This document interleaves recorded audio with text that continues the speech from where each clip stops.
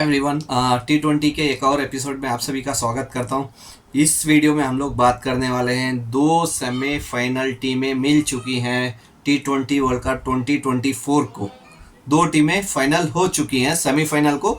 बस ये देखना रहेगा कि इंडिया का मुकाबला किससे होगा सेमीफाइनल में।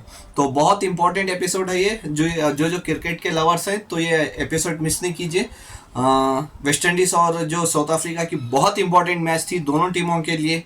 अगर जो भी हारती तो वो टीम बाहर जा सकती है, तो वो बाहर चली गई है एक टीम। तो मैं अभी बता रहा हूँ, वेस्ट इंडीज़ ने पहले बल्लेबाजी की। शुरुआत बहुत ख़राब रही वेस्ट इंडीज़ की, क्योंकि होप जो लास्ट मैच में इतना अच्छा परफॉर्मेंस दिए थे, पहली गेंद पे आउट हो गए 0 पे। फिर पूरन इतना एक्सपीरियंस प्लेयर है, 1 रन पे आउट हो गए।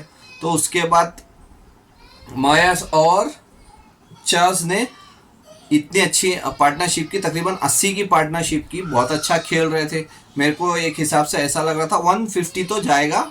जैसे फीचर प्लेयर हैं, पवेल ले लो, रूडोफॉल ले लो, रसल ले लो, उस हिसाब से करें तो 150 भी कम ही लगेगा। 150 से 160 बेटर ये था कि फिर उसके बाद स्पिनर्स पकड़ कर ही रखे थे मैच। स्पिनर्स छोड़ नहीं रहे थे साउथ अफ्रीका के। जहाँ तक मैं स्पिनर्स की बात कर लूँ, मकरम, ठीक है, जो साउथ अफ्रीका के अभी प्रेजेंट कैप्टन है इस वर्ल्ड कप पे, वो 4 ओवर भा दिए, 28 रन दिए, 1 विकेट। फिर महाराजा 24 रन, 1 विकेट 4 ओवर पे। फिर उसके बाद शमशी, जो इस मैच के मैन ऑफ द मैच भी रहे, 27 रन देके 3 विकेट। स्पिन को ऐसा हो रहा था वहाँ पे, बॉल रुक के आ रही थी, या तो बॉल रुक के आ रही थी या बॉल बहुत रन ले रही थी। तो वेस्ट इंडीज़ के प्लेयरों को बहुत स्ट्रगल करना पड़ा। फिर जैसे तीसरी विकेट गई, 86 रन पे तीसरी विकेट गई, 97 पे 6 विकेट है। मतलब आप देखो, 86 पे 3 गई है, 97 पे 6, मतलब सिर्फ 11 रन में 4 विकेट चली गई। वहीं पे वेस्ट इंडीज़ पीछे हो गई इस मैच में और इस सीरीज में भी। और इम्पॉर्टेंट ये था कि वेस्ट इंडीज़ में वर्ल्ड कप चल रहा है, बाहर नहीं चल रहा है। तो आपको साउथ अफ्रीका से ज़्यादा पता होना चाहिए पिच के बारे में कि कैसी पिच चल रही है। तो आप खुद वहाँ पे स्ट्रगल कर रहे हो, आपका होम ग्राउंड है, बाहर का नहीं है। तो आप होम ग्राउंड पे अगर स्ट्रगल करेंगे तो कुछ नहीं कर सकते। और इतने अच्छे एक्सपीरियंस प्लेयर, छक्के से बात नहीं बनती है। मैंने लास्ट मैच में भी कहा था, वेस्ट इंडीज़ की हर बॉल पे छक्का नहीं लग सकता। फिर जैसे ही 7 विकेटें गई, फिर बचे बैट्समैन के, ये बता देता हूँ। पवेल 1 रन पे गए, फिर रूडोफॉल आए 0 पे आउट। फिर रसल की इतनी बड़ी वहाँ पे गलती थी। लास्ट के जब 4 ओवर बचे थे, 17, 18, 19, 20, जब 4 ओवर बचे थे, 17 ओवर जब नोकिया डालने आए, पहली गेंद पे छक्का। आप सोच के देखो, आप हाईलाइट्स देखो, आपको पता चल जाएगा। दूसरी गेंद पे छक्का, ठीक है, रसल। जबकि हैं, मैं बहुत जपता हूँ इनकी बल्लेबाजी देखने, मेरे को बहुत पसंद है इनकी बैटिंग देखने। यजमार भी उनका 6 ही जाता है। तीसरा बॉल एयर खिलाया उन्होंने, तो इतनी फास्ट वो फील्डर के पास गई, सिंगल भाग गए, जबकि ज़रूरत नहीं थी, क्योंकि तब तक ऑलमोस्ट 6-7 विकेट चले गए थे। तो ज़रूरत ही नहीं थी वहाँ पे सिंगल भागने की, तो सिंगल भाग लिए। फिर 3 रन, 3 गेंदें बची थी, तो वहाँ पे बल्लेबाज खेल रहे थे, अखिल खेल रहे थे, लेफ्ट हैंड थे वो। तो वो 2 बॉल डॉट कर लिए। लास्ट बॉल बची थी 17 ओवर, तो उस बॉल पे सिंगल लेने की ज़रूरत ही नहीं थी, क्योंकि रबाडा का एक भी ओवर नहीं पड़ा है मेरी पूरी हिस्ट्री में। जब से रबाडा भी आए, जब से मैं भी देख रहा हूँ, रबाडा को पहला ओवर 18वां ओवर डालाया गया। जबकि रबाडा विकेट टेकिंग बॉलर है, पहले ही ओवर में या दूसरे में ओवर में विकेट लेके दे देते हैं अपनी टीम को। तो ये 18वां ओवर डालने आए रबाडा, पहला ओवर, जब रसल खेल रहे थे। तो ये लास्ट बॉल सिंगल लिए, ज़रूरत ही नहीं थी, सिंगल लेने की ज़रूरत ही नहीं थी। या तो आप तब सिंगल नहीं लेते, या तो जब आप 2 छक्के मारे उसके बाद फील्डर के पास इतनी फास्ट गेंद गई, तो तब भी सिंगल लेने की ज़रूरत नहीं थी, क्योंकि मतलब आपके साथ बॉलर्स खेल रहे हैं, कोई भी बैट्समैन नहीं था। तो वो हो गया, चलो सिंगल ले लिए, हो गया। फिर जब रबाडा आए, 3 ओवर बचे हैं, पहली ही गेंद पे भाग गए रसल, सिंगल। मतलब अकिल ने छिया डॉट करने गए, बैट पे एज होके जब फील्डर के पास गए तो वहाँ पे नोकिया थे, तो सिंगल भागे। तो नोकिया ने बॉलिंग का जो 2 छक्के रसल ने मारे थे, वो डायरेक्ट थ्रो मार के बदला ले लिया अपना। तो ज़रूरत ही नहीं थी वो सिंगल की। पहली चीज़ तो वो लास्ट बॉल पे ही सिंगल की ज़रूरत नहीं थी। 3 ओवर आप स्ट्राइक करते, जबकि आपको पता था रबाडा के ओवर बचे। रबाडा ने एक भी ओवर नहीं डाला था, 18वां ओवर डालने पहले आए। कुछ नहीं कर सकते वहाँ पे। जैसे ही आउट हुए, जस्ट 1 इंच गैप था जब डायरेक्ट पड़ा वो, तो रसल वहाँ पे आउट होके चले गए, तो वहीं पे ख़त्म हो गई। तो टोटल ऐसे वैसे करके 135 सेट किए वेस्ट इंडीज़ ने, जो 136 टारगेट था साउथ अफ्रीका को।